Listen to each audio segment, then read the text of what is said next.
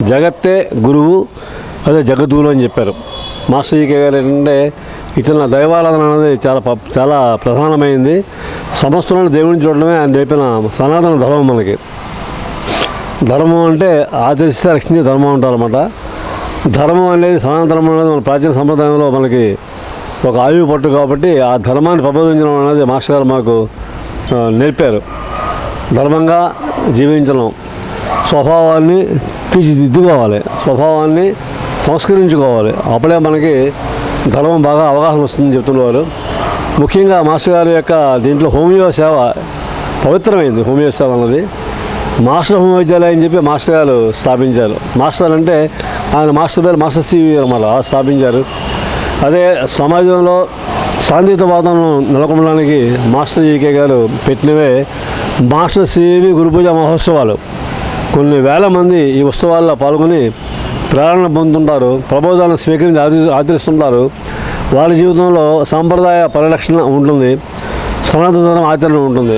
సనాతన ధర్మం పరిరక్షించడం, సంప్రదాయం అనుసరించడం అనేది జ్యోతిర్పీఠంలో మనకి మరొక ముఖ్య విషయంగా మనం చెప్పుకోవాలి. ఎందుకంటే కేవలం దైవాలయమే కాకుండా, సామాజిక సేవ కాకుండా ప్రాచీన విజ్ఞానాన్ని, మన దివ్య జ్ఞానాన్ని అభ్యసించడం, వాటిని ప్రచారం చేయడం కూడా మాస్టర్ జీకే గారి జ్యోతిర్పీఠంలో పెట్టడం జరిగింది.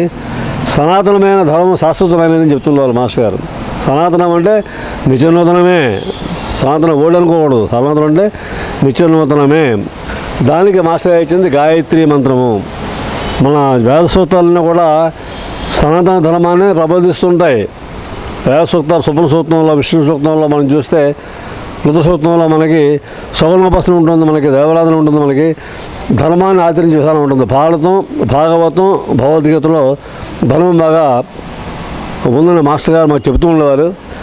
జ్యోతిర్పీఠంలో మనకి ప్రామాణిక గ్రంథాలుగా మాస్టర్ జీకి ఏం చెప్పారంటే భగవద్గీత, పతంజలి యోగసూత్రాలు, రామాయణం, భాగవతం, భారతం, ప్రపంచ పవిత్ర గ్రంథాలన్నీ కూడా మనకి అనుష్ఠాన గ్రంథాలుగా మాస్టర్ గారు ప్రబోధించారు. కాబట్టి జ్యోతిర్పీఠం దేశ విదేశాల్లో ఇప్పుడు 30 దేశాలు ఉందని చెప్పుకున్నాం కదా, అక్కడ కూడా చాలా వాళ్ళు ప్రతిదినం ప్రార్థన చేస్తుంటారు. గొప్ప విషయం ఏంటంటే ఇక్కడ మనకి గణపతిని పెట్టినట్టుగానే విదేశాల్లో కూడా పార్వతీకుమారి యొక్క స్ఫూర్తితో వాళ్ళు ఆ కేంద్రాల్లో కృష్ణ విగ్రహాలు పెట్టున్నారు అన్నమాట. కృష్ణుడు జగద్గురు కదా మనకి ఎక్కువ తెలియవలసింది ఏంటంటే భారతదేశంలో మతాలు లేవు. మతాలు ధర్మమే ఉన్నది. మతాల యొక్క ప్రస్తావన లేదు. మాస్టర్ గారు చెప్తున్నారు అన్నమాట. హిందూ మతాన్ని రాముడు కృష్ణుడు స్థాపించలేదు, బుద్ధ మతాన్ని బౌద్ధ మతాన్ని బుద్ధుడు స్థాపించలేదు, క్రైస్తవ మతాన్ని స్థాపించలేదని చెప్తున్నారు. మతం కాదు, మనకి ధర్మాచరణ ముఖ్యంగా చెప్తున్నారు. అన్ని మతాలలో ఉన్న సారము ధర్మాచరణే అనేది జ్యోతిర్పీఠం భావిస్తుంది. కాబట్టి జ్యోతిర్పీఠం వ్యవసాయ దినోత్సవం నాడు ఈ కొన్ని విషయాలు మనం ముద్రించుకున్నాం. ఇందులో ఎంతోమంది కొన్ని పేర్లు చెప్పారు. విశాఖపట్నంలో ఒక ప్రధాన కార్యనిర్వాహకం ఉందన్నమాట. అందులో అందరూ జీవితం అంకితం చేసిన వాళ్ళే. డాక్టర్ కెఎస్ శాస్త్రి గారిని, ఎన్విఎస్ మూర్తి గారిని, అదే రకంగా మనకి బిఆర్కే రాజు గారిని, ఏ శ్రీనివాస్ గారిని, అదేవిధంగా బి ఉషారాణి అని, భూపాల వర్మ గారిని, రవిశంకర్ గారిని, అదేవిధంగా నేను కూడా సత్యదేవ్ నా పేరు, మేమందరం కూడా ఒక బృందంగా కార్యవర్గంగా ఏర్పడి ఇక్కడి నుంచి పర్యవేక్షణ చేస్తుంటాం అన్నమాట.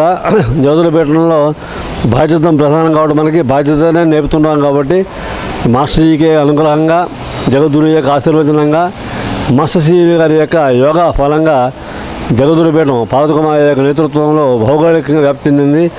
ఎన్ని వేల మందో ఈ మార్గం ఏంటంటే సనాతన ధర్మము, ఈ మార్గం ఏంటంటే ప్రాచీన సంప్రదాయము, ఈ మార్గం ఏంటంటే ప్రాచీన విజ్ఞానము, ఈ మార్గం ఏంటంటే నిస్వార్థంగా నిష్కామంగా సామాజిక సేవ, ఫలహితంగా జీవించడము. ఇదే జ్యోతిర్పీఠం యొక్క సోదర బంధంలో అంతరంగా ప్రవహిస్తున్న ఒక వెలుగుగా మనం చెప్పుకోవచ్చు.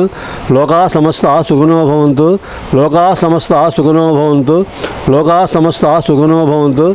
ఓం శాంతి శాంతి శాంతి.